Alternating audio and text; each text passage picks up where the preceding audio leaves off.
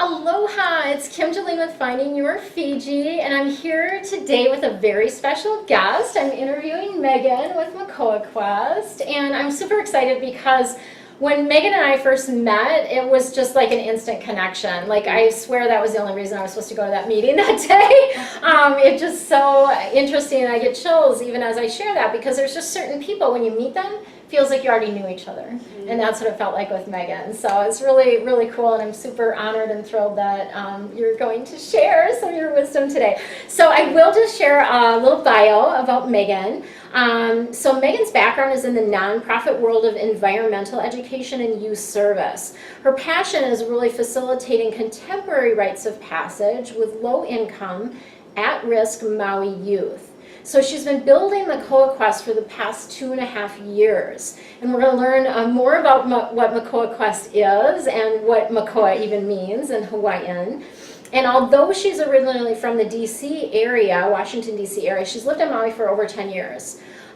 She loves surfing, which I did not know until I read this, organic gardening, yoga, sacred space, and Latin dance. Super fun.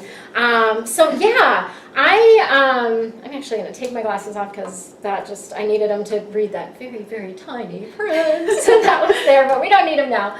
So I want you to share with me, like, how did Makoa, tell us first of all what Makoa Quest is and how it came to be. Okay, so Makoa Quest is a culturally rooted tour company where we partner with Native Hawaiian cultural practitioners who lead culturally immersive, interactive, really in-depth, meaningful experiences for groups and visitors and people that live here on Maui. And our mission is really to catalyze a positive shift in consciousness among the global family through this voice of Native wisdom, and specifically here on Maui of Native Hawaiian wisdom. So that's really our mission here, is to create that ripple effect of spreading aloha. Oh, I get chills around that because it's so good. You know, and the one thing I think about with that too is like, many people, like in the U.S. mainland and things like that, they don't have this like old tradition. I mean, Europe obviously is different and other parts of the world, but Hawaii is different in that way versus all the rest of the states, right? Yes, and the more that I'm a part of the Makoa Quest that are led by Hawaiian cultural practitioners, there's always new things that I'm learning, and I feel like I'm always just scratching at the surface of this incredible mountain of wisdom and knowledge and depth that is embodied in the Hawaiian culture that's still alive today. It's still being perpetuated, and it just completely blows me away what's possible for us as people and how we can live in recognition of the community of life that we're a part, and that's something that the Hawaiian people really are able to do. It's amazing. Yeah.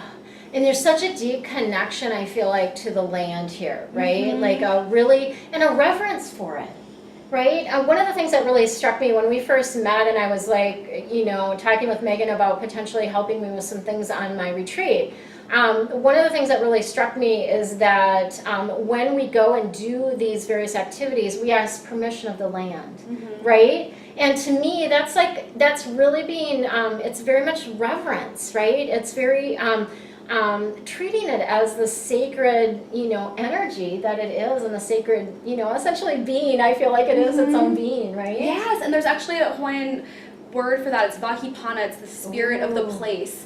So Wahi Pana.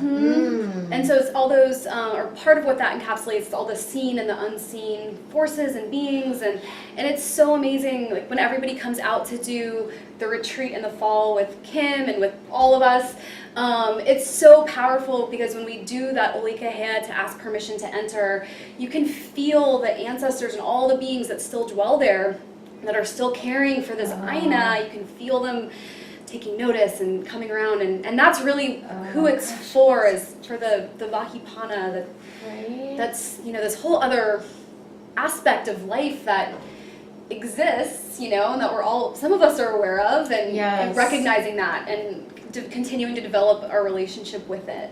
And I do feel like too, like as we're progressing, so a lot of you guys that are watching this have heard me talk about the 5D.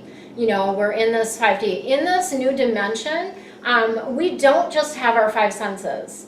we have other senses and we can feel energy, and it's going to be really interesting for those that are joining on the retreat to feel the energy of these places, these sacred places that we're going to be doing, and the sacred ceremonies that we're going to be doing as well. So we'll get into that in a minute because I want you to share a little bit more about that too. But what does Makoa mean? Makoa means courage, or to be courageous, or to be bold. So we're really all on a Makoa Quest within our lives, our personal journey, and of course there's things throughout our lives that call us to have courage and to be bold and to summon the ability to overcome these different challenges. Yes. So a big part of Makoa Quest is not just, you know, the idea that you come on a Makoa Quest and it starts and it ends there, but we really want to empower people with the skills, the idea that we're all a part of this global family, we're all indigenous. You know, when you do hula and lei making with us on the retreat, that when you go back home, you start to see the different plants that are growing around you, around your house, and that same, you know, with new eyes. And so you can continue to make lei even when you go back home. But really it's this idea that it's through these cultural practices, it's through our relationships with each other and the connections that we have with each other, being in circle and having positive relationships, that we're able to really have our heart be moved and strengthened by our relationships, so that we can then have the courage to face the challenges that life brings us. Yes. So that we can say yes to it. Right, yeah. And I think that heart opening aspect is really a big part of what I feel in Maui. You know, just not having ever visited here before I moved here, talk about courage, right? Yeah. Had a little bit of Makoa there. It just, it softens your heart, it opens your heart, and I also feel like it feels like a really safe container here. Like, and it's hard, I feel like it's hard to describe that. How would you, is there any way to put words to like this feeling of feeling supported and protected? And maybe that is even the, you know, the ancestors that are here that are protecting us too. Yeah, a dear friend of mine, she put it really well as we were talking about the same thing, just such endless beauty, this endlessly captivating beauty that is alive here. And the way she put it, which I still think of on a regular basis, is that the Hawaiian people built a really strong spiritual legacy. You know, a lot of things in Western culture, we build big homes and buildings and monuments, you know, and the Hawaiian people, they built such a strong spiritual legacy that even though so much has been misappropriated and so much has been changed and commercialized and sanitized, right, it's so strong what they've built and what they and we are continuing to build, that we can still feel it today. And I think that's really, you know, in terms of the matrix that we're a part of. Yeah, and it is that, too, I feel like it's this energy of oneness that you feel. So even like moving here and not knowing anybody, like I didn't know anyone. I had talked to a couple people on the phone before I moved here, but like, you know, not anybody I'd met in person or anything like that. Wow. And I still, like, when I came, I don't know, the people lined up, like I met people like right away, like within a few days of being here, like I started to meet people in community, and I just felt, again, it's so hard to put it in words, but I just felt, it felt like home. Like even the minute I stepped off the plane, I'm like, oh, I'm home. And I think for a lot of us, and those that are being drawn to come to this retreat too, you potentially may have had a past life here. I know I did, like 200 some years ago. I was working with the land, and that's part of why I was meant to come back, is to help continue to do some work with the land. And also, there is this essence of, you know, other worlds that we may be part of, and isn't it Lemuria? Or Lemurians? Yeah, Lemuria, I think. Yes, yeah, I'm not sure if I'm pronouncing that right, but that's been coming into my awareness a lot lately, and I totally resonate with that energy, and so I'm like, oh, that must have been me, like, right, type of thing. So, yeah, so tell us a little bit about how Makoa Quest got started, or what was what was the reason for it? So it was, gosh, that's there's so much encompassed in that question. It's such a good question. Kind of from a more, not from a more practical standpoint, my background was a nonprofit, and I became disenchanted with the nonprofit realm and the poverty and limited kind of institutionalized mentality that exists within it. And so I saw a tremendous opportunity to do similarly to what companies like Patagonia or Tom's, or here in Maui, the Pacific Whale Foundation, where there's a business and then it funds the nonprofit. So I saw by having the original motivation to answer your question is that my passion is facilitating contemporary rites of passage with low-income at-risk youth. So that means adventure-based, inquiry-based, experiential-based, discussion-based experiences that wake people up to who they are and what their gifts are and what their value is. And so I saw a tremendous opportunity to, by having the business, which funds the nonprofit, where we can effectively reach two different aspects of the population. Oh my gosh. Affluent visitors coming to Maui can have a, authentic cultural experience, which is really hard to access here. So much has been commercialized, so we can, really touch their lives and then redirect wealth back into the community at every step of our business process. So we have something called a wheel of giving, where it really illustrates how we radiate wealth back into the community. So one of the aspects of that is partnering with Native Hawaiian cultural practitioners and providing meaningful and gainful work that's not entertainment based, but educational and culturally immersive and interactive. Also, we volunteer at a lot of the places that we visit. So for example, when we paddle canoe over at the Loko'ia and North Kihei, the fish ponds, we're also helping to restore the rock wall that's there. And when we go out to the taro patches out in Kainai, we're removing the snail eggs, which decimate the staple crop of the Hawaiian people. We're also planting the taro, we're harvesting the taro, we're cutting the leaf for luau leaf. So we're of service to many of the places that we go as well. And then another big part of it is then we donate to our nonprofit and community organization partners too. So we're paying that Native Hawaiian for allowing us to come volunteer.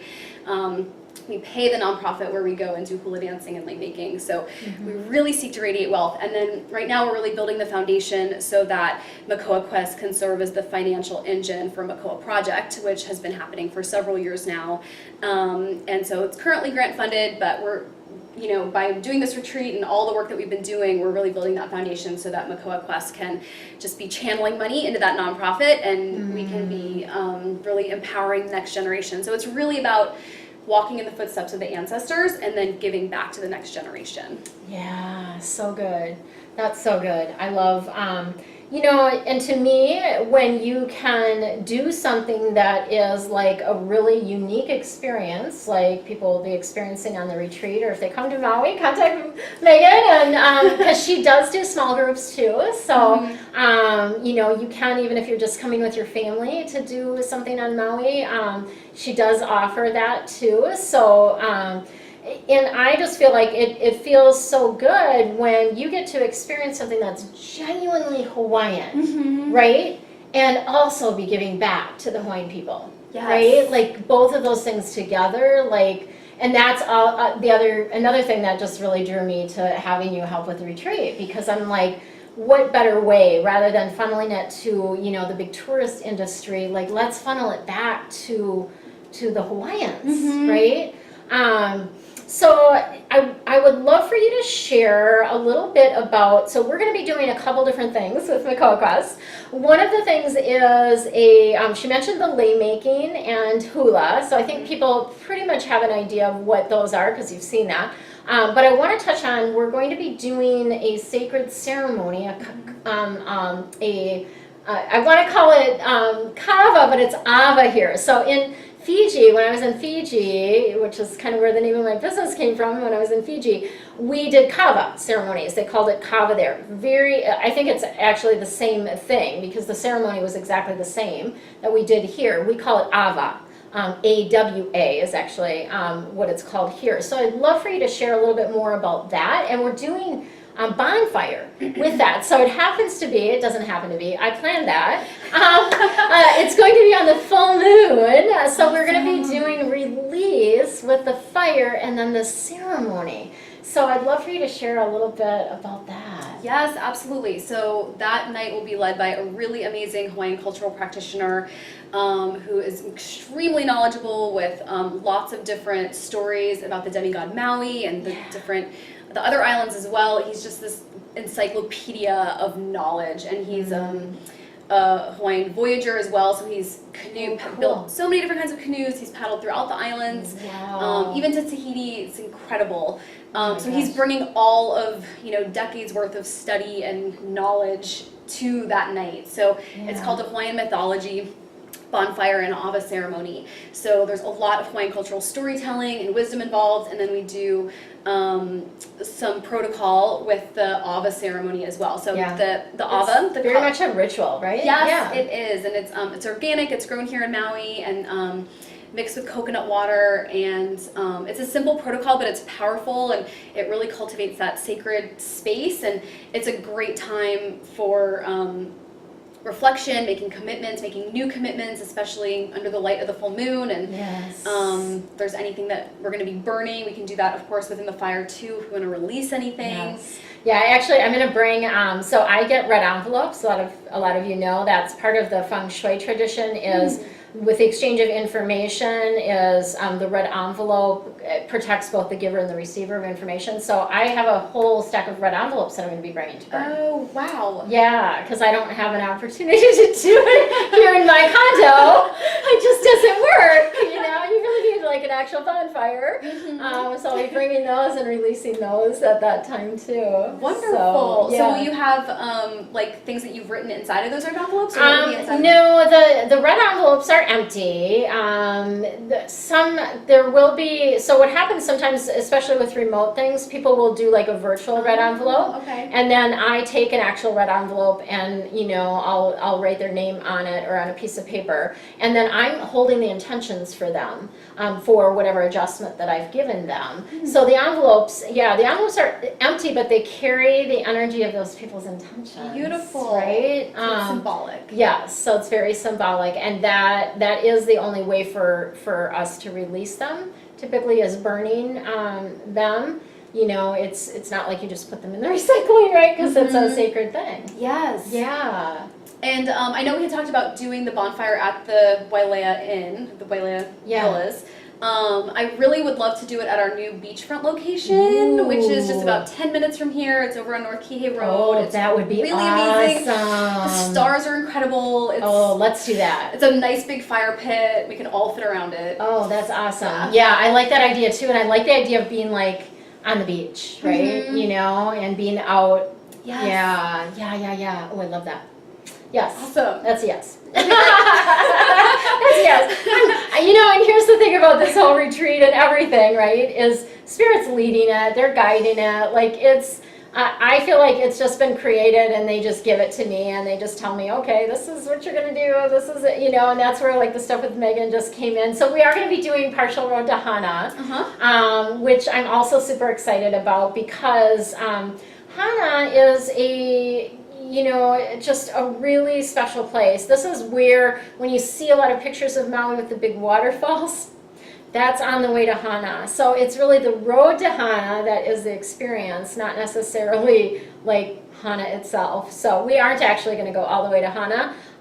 We are going to go partially there, and we're going to see some amazing, incredible waterfalls. And we're going to have a culture practitioner with us as well, right? Yeah, so we'll be doing, they'll be doing the different entrance chants, which just creates such an incredibly different feeling. And we really want to create that shift because literally every other group that goes on the road to Hana or does virtually anything here in Maui, we just show up and we just go right in. Tromp on the lane. Yeah, and so it's really about cultivating this different awareness and having a deeper experience, still having fun, still, embracing all the beauty and diving into all the beauty, but then also cultivating this different awareness and recognizing the history and what's still happening today and all kinds of good stuff. And I watched the last video with Teresa, and you were saying that you have some favorite waterfalls on the road. Which one? I do.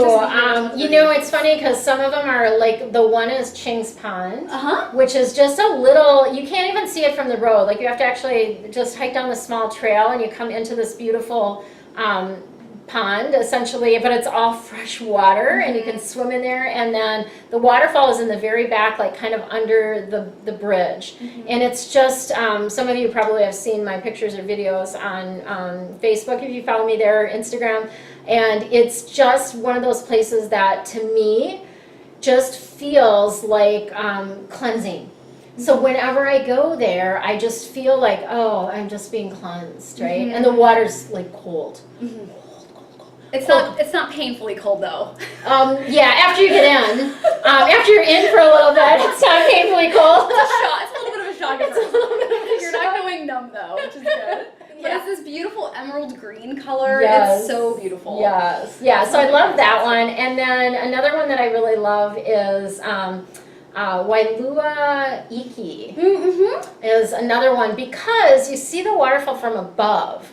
And it's like, well, there's actually a couple different waterfalls there, but the big one, you're seeing it from above, and it's just like so cool to be like basically across from this waterfall. And it's mesmerizing. Like I have trouble like stepping away from it. Right? Yes, they're also captivating. It's incredible how alive everything is out there. Yes, yeah, and the green, the foliage, and the rainbow eucalyptus, and there's just so many different things. So I'm excited to learn more about that.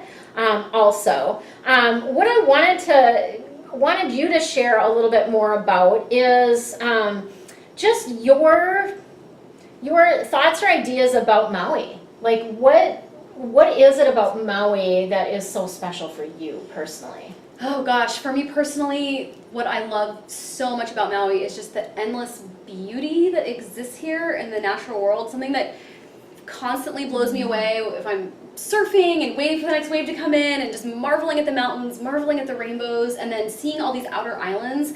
What always blows me away is that we are essentially in this partially submerged mountain range.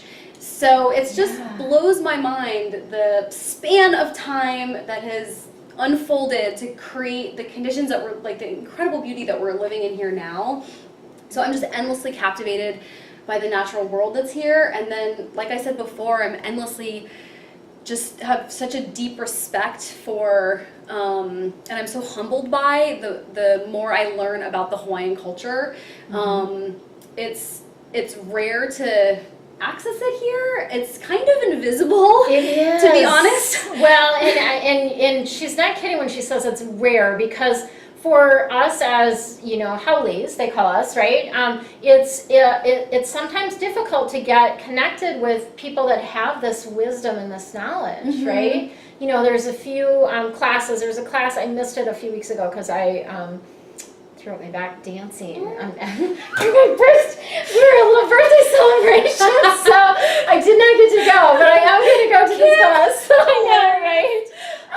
So yeah, I was basically like, my back was not good, but it's there's a whole Pono Class that is taught by Hawaiian, and it's steeped in Hawaiian culture, and so there are some of those type of things that are present, but to have this access where they're taking us to these places and to be able to hear it from them, this history that's been passed down, right? Yeah, the knowledge is just so vast, it's so deep, and they have such a profound relationship with each other in the natural world, and so for me, so to go back to your question, I really believe in world peace, that peace is possible, and that as people we are all inherently good and we all have the ability to live in harmony with one another. And so the more I learn about Hawaiian culture, the more I experience it and engage with it, the more I'm reminded and fortified, and my vision for world peace is bolstered within myself, because it's happened before, it can happen again, among people, and so it really just inspires me and gives me so much hope for humanity. Yes, yeah, and I do feel like it starts with us, right? When we're trying to make a shift in the world, it does start with us and how we relate to the land, to the animals, to each other, obviously. It makes a difference. And I have to say, like, you know, we are human, and I'm definitely not perfect. In fact, I had a little incident a couple days ago, and I was like, oh, I'm not proud of the way I acted. And then I hear this Matt Kahn video, and he said, you know, just let him know, like, you're a human in training, kind of, or you're whatever, but it's, you know, it does happen where we just get, and the energy has been wonky in this time that we're filming this. The energy in the last week has been kind of crazy, and I'm not in any way, shape, or form blaming that, but it's like we're getting triggered a lot. Yeah. Right? So that is something that we are going to work through on the retreat, is like, how do you handle these triggers? And unfortunately for me in that moment, like when you're in the moment, it's hard to like pull yourself out, which is what I normally recommend, is like pulling yourself out of the moment, saying, I need a timeout, essentially, right? And then like getting quiet, breathing, feeling where you feel that emotion in your body, and you know, letting yourself get the message, like, what's that really about? Because it's not about what this person said. It has nothing to do with that, really. Like, it's something deeper. So that's the other piece that I think that Maui is really amazing for, is helping you do your personal work. Yes, it's so true. Yeah. Have you experienced that here? Oh yeah, absolutely. I mean, yeah, so much of what I experience is, yeah, you have to connect it back to whatever metaphorical lesson is going on there, and it's challenging, and I think it's kind of this endless spiral of learning and growth, and once we feel like we've arrived somewhere, then the next layer of the onion gets peeled away, and we're challenged, and and it feels so real every time. Yeah, and the thing about Maui that I like to say is it's personal development on steroids. So you get to do like what would maybe take you on mainland like years to work through, you get to work through it in a week. It's really amazing. And then when you're done with it, it's like, oh my gosh, like new awarenesses, new possibilities, new things that are available to you when you work through things. So that's a big part of, obviously a big part of what we're going to be doing on the retreat, and a big part of, I think, to me it feels like Makoa Quest is allowing people to have these opportunities that are sacred,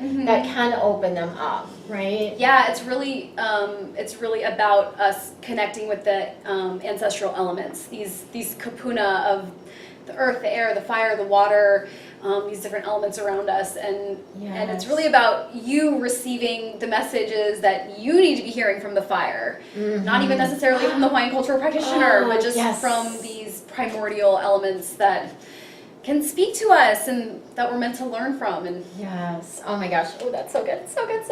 Okay, well, I want to leave everyone with like, what's your golden nugget piece of advice, just in general for people? My golden nugget piece of advice is kind of what I touched on earlier, which is when we're faced with challenges, and exactly what you said, really doing our best to feel it within ourselves, and then because those breakdowns are not going to stop happening. We're human. People, we're human. It is what it is. Like, even if you like meditate 1 million hours a day, you're still human. It's so true. Yeah. So I think it's really about having that be the call to connect with our, our best friends, our partners, the people that we trust, the people that we care about, the people that really listen and hear and know how to support us, and of course doing the same for other people too. But that's my golden nugget of advice or wisdom or guidance that I always try to remind myself of, is have those breakdowns and emotional upsets just call me to connect with other people, and that those relationships are really what's going to carry us through. Yeah, because we're not in a bubble. Now more than ever, it is about collaboration. It is about connection, which is why I'm not doing this retreat by myself, right? This is why I have brought in people, amazing people like Meagan and like Teresa and Beth and Beverly, who you're going to hear from, all these different people, because it is about collaboration and connection. And so I'll leave you guys with that piece. Obviously, if you are feeling called to Maui, there may be a reason for that, and I welcome you to schedule a chat with me. If you're interested in the retreat, you just maybe have some questions or you're not sure if it's right for you, go ahead and schedule a call with me. I will put a link below. I'm also going to put a link below for just general retreat information as well as Makoa Quest. So that if you are even just coming here with your family at some point, that you contact Meagan, reach out and arrange something that's truly Hawaiian to give your family or your friends an experience that they truly never will forget. Yeah. Thank you so much for having me. I'm so looking forward to meeting everybody and seeing all the magic that comes alive through your retreat. It's going to be so amazing. I know. I'm super excited. Thank you so much, Meagan. Thank you.